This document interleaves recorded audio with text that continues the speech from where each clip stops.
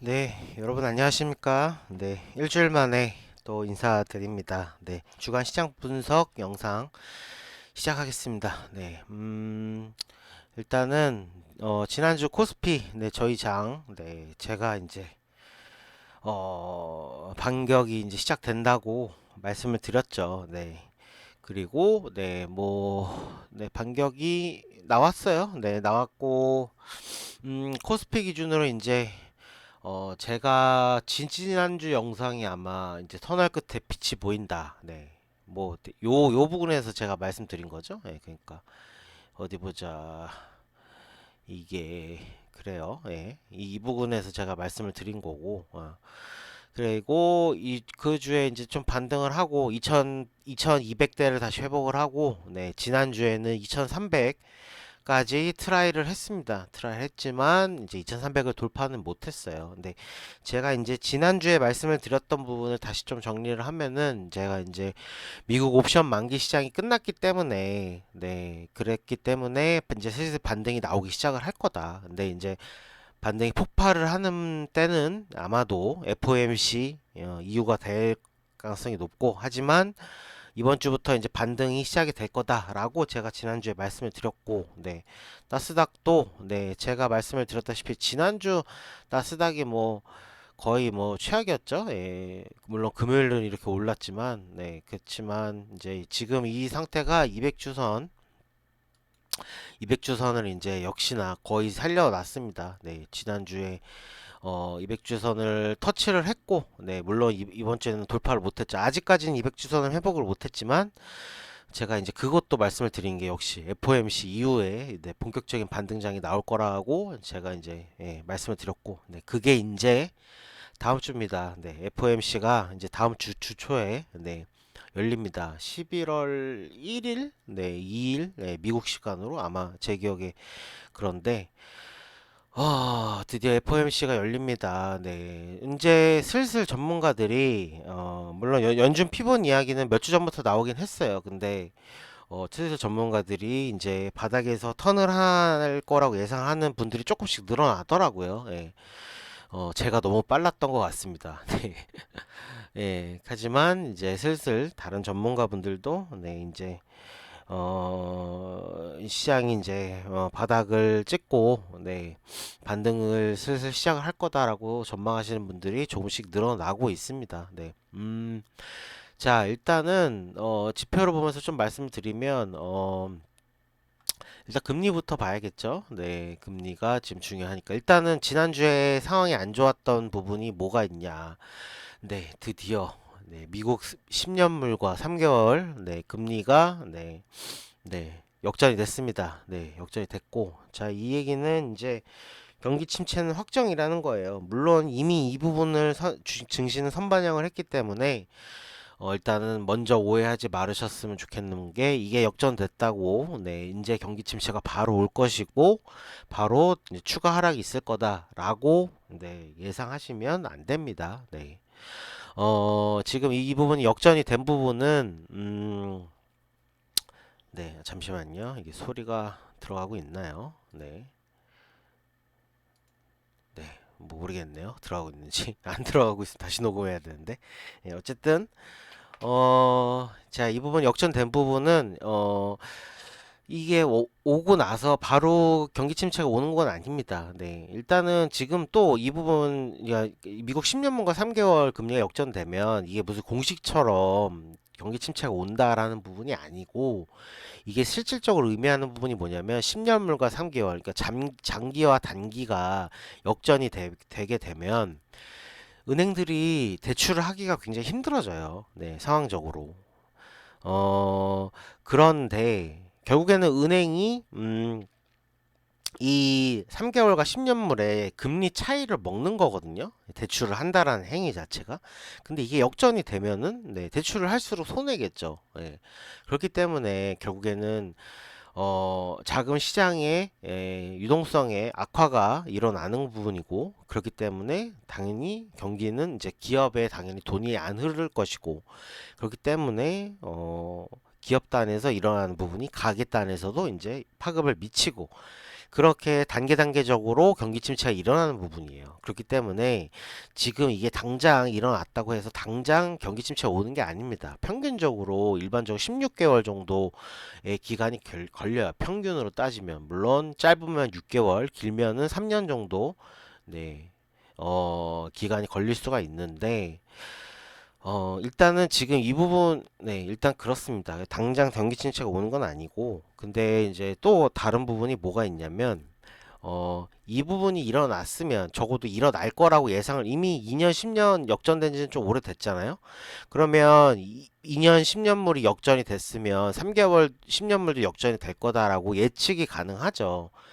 그러면 은행들이 거기에 따른 대처를 미리미리 선제적으로 할 수가 있습니다. 그러니까는 이제 슬슬 우리 대출 안 해야겠다 라고 할 수가 있는데 물론 그게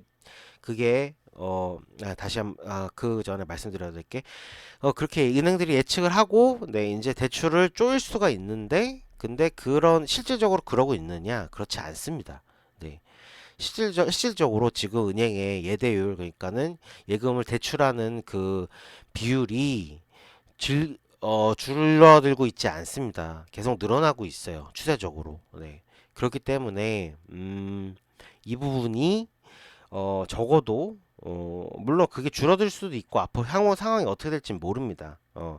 그래서 지금 당장 그러니까 미국 10년물 3개월이 역전이 됐으면 경기 침체는 무조건 온다. 물론 그 예외가 없었기 때문에 그렇게 보는 게 맞죠. 네, 그렇게 보는 게 맞고 저도 이렇게 된 이상 네, 올 거라고 보고 있습니다. 근데 어떤 형태로 오고 어떤 타이밍에 오고 네, 얼마나 빠른 시기에 오는지 그게 중요한 부분이죠. 네, 근데 결론 일단은 현재 예대율이 빠지고 있지 않기 때문에 오더라도 당장 오지는 않을 거라는 게 첫째고 그 다음에 오더라도 강력하게 올 것이냐라는 부분이 또 문제가 있습니다. 네, 근데 이제 그 부분은 제 장기적인 전망과 관련이 있는데 지금 사실 말씀드릴 필요는 없겠지만 네, 제 장기적인 전망은 저는 엄청난 경제 대공황을 예상을 하고 있어요. 저는 몇 년 전부터 그걸 꾸준히 예측하고 있는데, 근데 지금은 아니라는 겁니다. 그게 지금은 아니에요. 오히려 그 전에 버블이 올 가능성이 높다라고 계속 말씀을 드리고 있고, 그 버블이 올지 안 올지 모르겠지만 적어도 증시 반등은 무조건 일어난다라는 게 지금 현재 제 입장인 거죠. 예. 어쨌든 자 일단 10년물 3개월이 역전된 부분은 중요한 부분이다. 하지만 미국의 예대율이 빠지고 있진 않다. 이 얘기를 드리려고 했어요. 미국의 예대율은 빠지고 있지 않지만 다른 시장들, 특히 동아시아 시장들의 예대율은 빠지고 있습니다. 네. 네, 그러니까 동아시아의 자금 여력은 금융 시장은 분명히 경색되고 있는 게 맞아요. 특히나 우리는 지금 그 빌어먹을 놈의 레고랜드 사태까지 있었기 때문에 물론 네, 중앙은행이 이제 빠르게 움직여서 네, 그 부분을 잘 진화가 된 부분이 있어요. 뭐 예상을 했던 부분이고 그렇게 중앙은행이 움직일 거라고 예상을 했지만 예상대로 참 움직여서 너무 다행이다 라는 생각을 하고 있습니다. 어쨌든 자 이제 중요한 부분 미국 10년물 3개월이 드디어 역전이 됐다 이 부분 기억을 하고 계시고 자 그 다음에 다른 부분 보면은 네 원유는 다시 80달러 밑을 트라이를 했다가 80달러가 심지어 살짝 깨졌어요. 트라이를 했다가 다시 90달러까지 또 올라왔습니다. 그러니까 변동성이 엄청나죠. 근데 어, 이 부분 보면은 감산 부분에서 보면은 좀 우리가 생각해 볼 부분이 있어요. 이 감산을 할 때 이번에 오펙 플러스에서 걔네들이 감산을 한 번에 기습적으로 한 게 아닙니다. 나 감산할 거야. 100만 배럴 할 거야. 근데 시장이 안 빠져요. 원유 가격이 안 오릅니다. 예, 그러니까 이번에 200만 배럴 할 거야. 그러니까 그때 가서야지 원유 가격이 올랐거든요. 그때 당시 생각해 보면. 그러니까 이건 뭔 얘기냐면 얘네들 감산하는 게 본의가 아니라는 겁니다. 네. 감산을 하면 지네도 손해잖아요. 결론적으로는. 예, 물량이 줄어드니까. 그러니까 가격은 지키고 싶은데 감산은 그렇다고 막 하긴 싫다. 예. 그럼 이 얘기는 뭐냐면 얘들이 최대한 이 가격을 유지하려고 하겠지만 할 겁니다. 분명히. 예를 들어서 이게 80달러 밑으로 깨지고 70달러도 위태위태한다. 60달러 근처까지 간다. 그러면 얘들이 추가적으로 더 감산을 하겠죠. 예, 그 움직임은 당연히 예측이 가능합니다. 그렇기 때문에 원유가 여기서 무작정으로 빠진다. 그렇게 당연히 볼 수는 없어요. 하지만 여기서 적어도 튀는 부분, 네, 그 부분도 생각하기 쉽지 않다. 그러니까 결국에 원유는 박스권이 될 가능성이 높다. 예. 아마 제 생각에는 정말 하단으로 보면은 60달러 후반에서 최대로 보면은 지금 이제 지키고 있는 90달러, 많아봐야 100달러, 여기에서 박스권이 형성될 가능성이 높은데, 이 정도만 돼도, 네, 인플레에 큰 영향을 미치진 못합니다. 네, 100달러 위로 가는 게 문제지. 예. 그렇기 때문에, 기왕이면 70달러대에서 좀 안정이 됐으면 좋겠습니다. 네, 거기까지 있는 오펙 플러스도 참을 수 있는 레벨이에요. 예. 그러니까 지네도 뭐, 감산을 다시 90달러대로 끌어올리려고 노력은 하겠죠. 근데 그게 지네 마음으로 과연 될까? 예, 라는 부분이죠. 네, 그리고 중요한 거 미국 달러 지수 110을 깼죠. 예, 드디어 깼습니다. 깼다가 다시 반등해서 위로 올라오긴 했고, 네, 그리고 네, 달러 엔, 네, 중국 위안, 지금 이 부분이 참 제일 중요한 부분입니다. 자, 일본이 개입을 했어요. 네, 그리고 드디어 중국도 개입을 시작을 했습니다. 지금까지 지금까지 손 놓고 계속 이렇게, 네, 보고만 있었던 중국이 드디어 움직였습니다. 네, 그러면 지금 이 부분이 굉장히 중요한 부분이 뭐냐면, 미국 국채의 가장 큰 소비자, 들이 1위가 일본, 2위가 중국입니다. 네, 그 1, 2위가 다 움직이기 시작했다는 거예요. 자, 그러면 얘네들이 결국에는 달러를 팔고, 예, 자기 자국 통화들을 산 거죠. 예. 그러면은 달러를 어떻게 했겠습니까? 달러를 물론 이 일본 같은 경우에는 무제한 수합이 돼 있지만 결국에는 뭐가 필요합니까? 네, 달러가 필요하면은, 네, 뭘 팔겠어요? 예, 얘네들 들고 있는 미국 국채를 팔겠죠. 예. 자, 이 부분이 왜 중요하냐면, 그러면 얘네들이 미국 국채의 가장 큰 소비자들이라는 겁니다. 근데 얘네들이 국채를 팔아요. 그러면 가장 큰 위협을 느끼는 애들이 누굴까요? 네, 연준입니다. 네, 연준이에요. 네. 지금 이번 주 시장이 가장 반등한 포인트가 그겁니다. 네. 그러니까 어 중국이 움직인 부분이 커요. 물론 일본이 움직인 것도 당연히 중요하지만 중국까지 움직였네. 야, 이거 이대로 두면은 금리가 우리가 생각했던 것보다 더 세게 가겠는데? 이게 두 가지 포인트가 있습니다. 시장 금리가 세게 튀면은 연준이 기본적으로 금리를 더 올릴 필요가 자체가 사라지는 거예요. 첫째로는. 그리고 연준도 당연히 금리를 지금 올리는 건 인플레를 억제하려고 올리는 거지만, 그렇다고 얘네들이 미친 듯이 말도 안 되게 금리를 올리는 상황도 그것도 가정하에 없습니다. 만약에 걔네들이 그럴 생각이었으면, 그러면 지금처럼 이렇게 단계적으로 75 이렇게 올리는 게 아니라 한 번에 1.0, 2.0 뭐 이렇게 올렸겠죠. 예. 그러니까 얘네들도 당연히 컨트롤을 하고 있는 겁니다. 네. 근데 얘네들 자신들의 그런 플랜의 컨트롤 계획에 벗어나는 현상들이 생기기 시작을 하는 거죠. 한마디로 지금까지 미국이 이렇게 달러 강세를 보면서도 참 그 용인하고, 물론 이게 용인일지 얘네들이 의도한 걸지 그거는 이제 좀 더 긴 시간의 이야기가 필요한 부분이지만 어쨌든, 네, 그리고 다른 지금 다른 이렇게 금리가 오르는데도 얘들이 계속 이렇게 인플레를 잡기 위해서 금리를 올린다라는 스탠스를 취할 수 있는 부분. 그 부분은 뭐냐? 지금 애들이 이렇게를 해도 미국 경기 자체가 망가지진 않기 때문입니다. 예. 그러니까 그 부분은 뭡니까? 얘들이 이 채권 시장, 물론 지금 채권 시장 지금 정말 죽어라 하고 있지만 어쨌든 연준이 생각하기에 치명적인 그런 손해는 입지 않는, 그러니까 치명적인 경기 침체의 그런 원인이 되지는 않는다라고 생각하는 범위 안에서 하는 거예요. 근데 그게 가능했던 거는 다른 플레이어들이 안 움직였기 때문입니다. 네. 근데 가장 큰 손 원투들이 움직였다는 거죠. 그러면 얘들이 연준이 자기가 생각하는 것보다 더 세게 이 시장 금리가 튈 수 있는 상황이 나타나는 거죠. 채권을 던지는 큰 손 원투들이 나타났으니까. 예. 그러면 이제 연준 입장에서 이게 중요한 게 뭐냐면, 드디어 미국이 위기를 느끼기 시작했다는 겁니다. 금리 상승에 대한 압박을 느끼기 시작했다는 거예요. 연준이. 예, 드디어. 예. 그러면 저는 이제 이 부분을 그래서 예상을 한 거예요. 이미 이런 움직임이 나올 거라고. 예. 예상을 했고 그렇기 때문에 2300부터 죽기 시작을 한 건데 물론 좀 빨랐죠.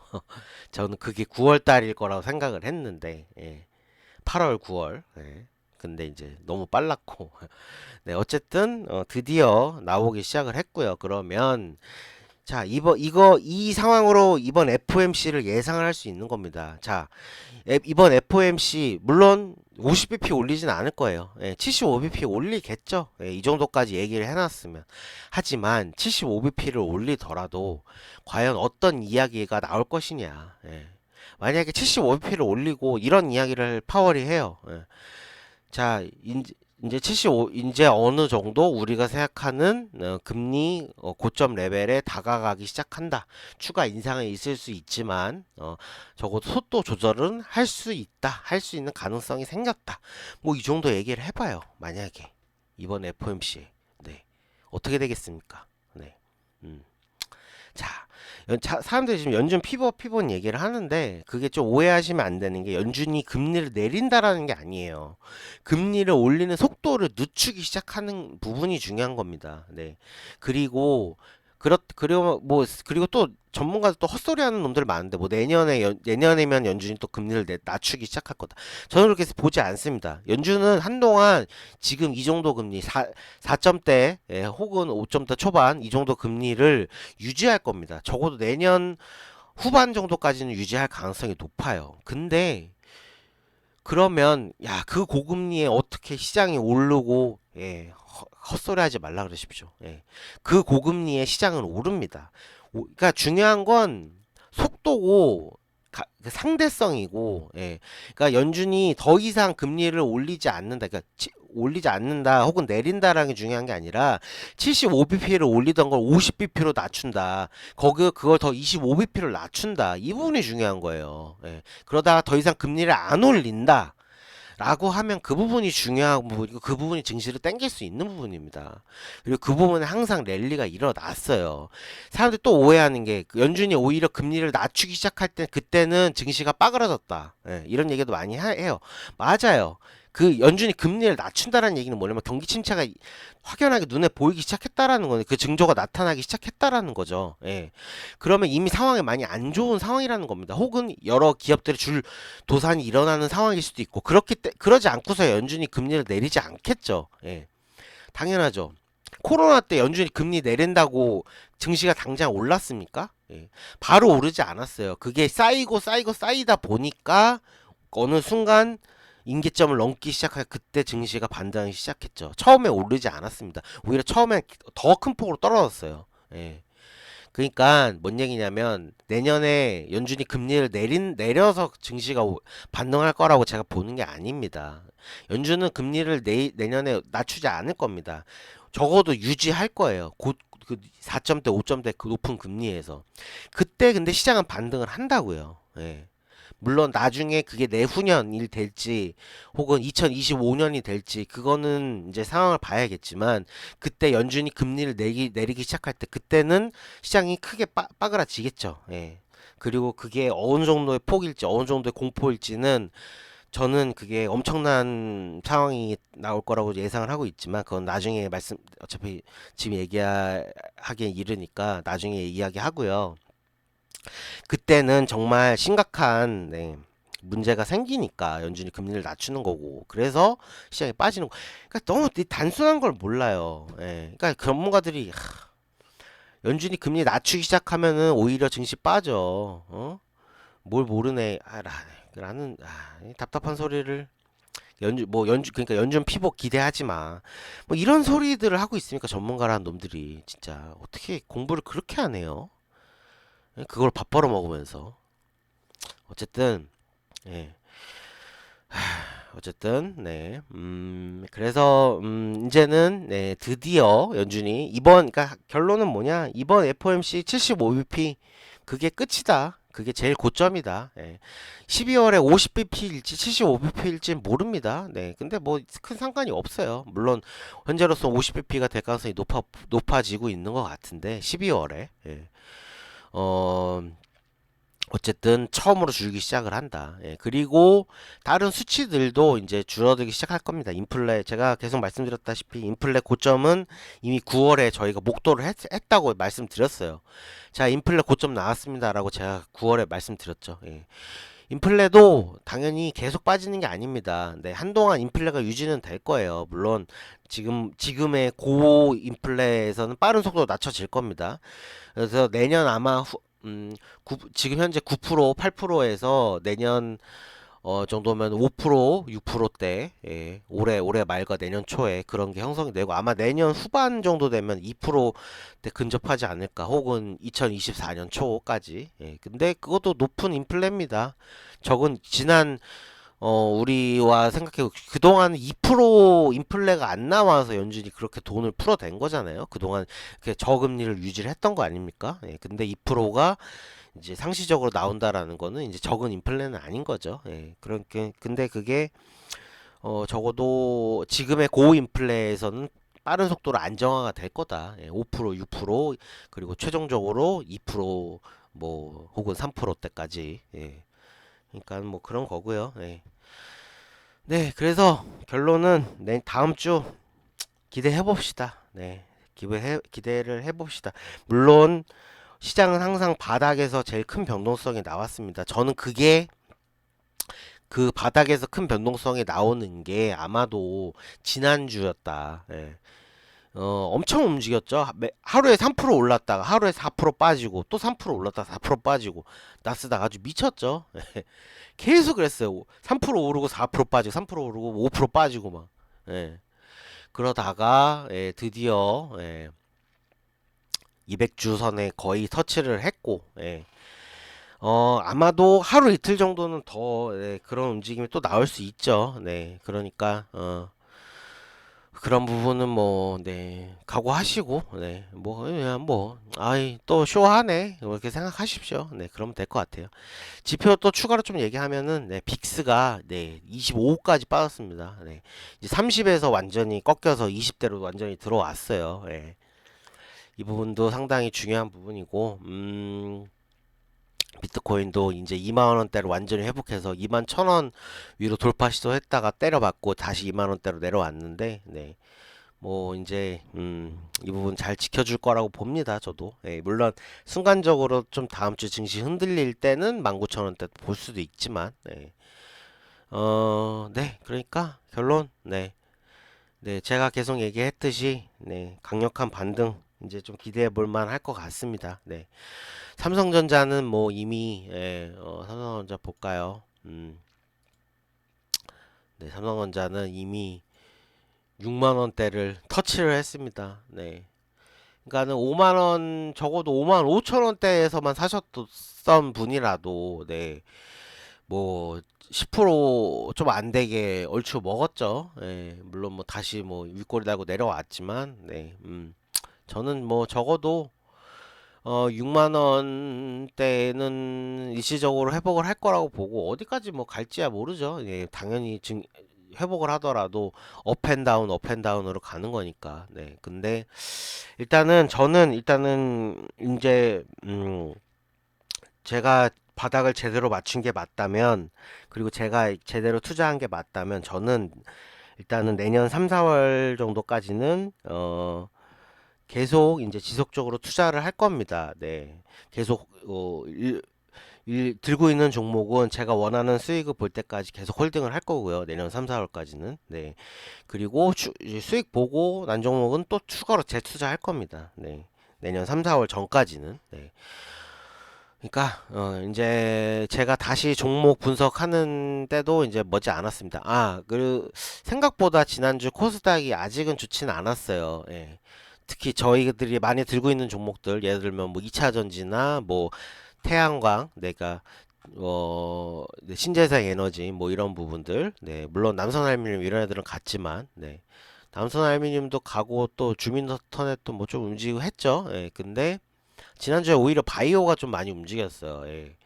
그런데 저희 종목들 못 갔는데 일단 저는 이제 그 부분이 지금 뭐가 나왔냐면 중간 선거에서 공화당이 거의 이길 거라고 지금 상황이 나오잖아요. 예.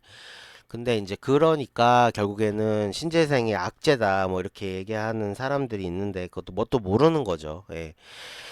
미국은 정책을 그렇게 쉽게 바꾸지 않습니다. 왜냐하면 그랬을 때 정책을 정권이 바뀐다고 기존에 했던 정책을 바로 뒤엎고 그러면 기업들이 제대로 기업 운영을 할 수가 없어요. 예. 물론 우리나라에선 그렇게 하죠. 네, 우리나라 이 정치인 노무의 새끼들은 네, 그렇게 하시죠. 네. 하지만 미국 애들은 그렇지 않아요. 그러니까 미국은 기업으로 시작해서 기업으로 끝나는 나라이기 때문에 예, 지극히 친기업적인 국가고 예, 그렇기 때문에 그렇게 쉽게 정책을 집권당이 바뀐다고 해서 바꾸지 않습니다. 예, 그렇기 때문에 통과했던 바이든이 통과시켰던 민주당이 통과시켰던 법안은 당연히 엎어지지 않습니다. 네, 그럴 가능성은 굉장히 희박합니다. 네, 그렇기 때문에 일시적으로 중간 선거가 있기 전까지의 약간의 해프닝 정도라고 보시면 될 것 같고 그러면 결론은 뭡니까? 중간 선거 끝나고 나서 본격적으로 움직이겠구나 이런 예측이 가능하죠. 예. 그 신재생 같은 2차 전지 같은 경우에 예. 뭐 그러니까 예. 아 그래서 이번 주에 안 갔구나 이번 주 갈 타이밍이었는데 그렇게 생각하시면 될 것 같습니다. 네. 그래서 보시죠. 예. 저는 저희 들고 있는 종목도 움직이기 시작하면 바로 종목 분석 시작하겠습니다. 예, 물론 요즘 너무 바빠오고 제 지금 컨디션도 너무 제 목 디스크가 지금 너무 심해요. 근데 그렇긴 한데 그래도 해야죠. 예. 책임이라는 게 있으니까 제가 예. 어쨌든 네 다음 주도 기대해 보시면 좋을 것 같습니다. 코스피 좀 얘기를 하면은 어 제가 어디까지 반등할 거라고 봤나요? 예. 적어도 2300대는 터치할 거라고 봤죠. 예. 2300대 물론 터치하고 2320일 이평선은 네, 주봉상으로 못 넘긴 했지만 그래도 적어도 일단은 이것도 살렸으니까 2400대 정도까지는 2400 후반이나 네 2400대 초반이나 아마도 제 생각엔 2500대 예, 여기까지 요 언저리 2400 초반에서 2500 중반 정도 어느 정도 이 정도까지는 회복하리라고 봅니다. 이번 반등에서 물론 그 이후에 또 눌리겠죠. 그래서 제가 이제 앞으로 좀 만약에 이번에 제가 바닥을 맞춘 게 맞고, 그리고 앞으로 다음 주부터 이제 시장이 세게 올라간다면, 저는 이제 그 부분을 좀 집중적으로 보려고 합니다. 2400, 500대까지 회복을 하고, 다시 눌리는 게 맞는가, 그리고 눌린다면 어디까지 눌리는가, 예. 이 부분을 좀 집중적으로 좀 분석을 해볼까 합니다, 앞으로. 예. 그러니까, 네, 이제 앞으로도 제 영상 좀잘 네, 체크하시고 투자에 도움 받으셨으면 좋겠습니다. 네, 종목 분석은 네, 계속 말씀드렸다시피 종목들 본격적으로 움직이기 시작하면 네, 재개하겠습니다. 네, 이번 주 영상도 이렇게 마치겠습니다. 여러분, 네, 한 주 또 네, 잘 보내시고 네, 이제 조금 그래도 조금 한숨 물론 아직 멀었지만 그래도 조금은 숨통이 조금 트이실 거예요. 예, 그동안의 하락보다는 요 몇 주간에 조금 그래도 아직도 너무너무 불안하시겠지만 그래도 조금이라도 숨은 쉴 수 있을 정도가 이제 좀 되지 않았나 싶네요. 예.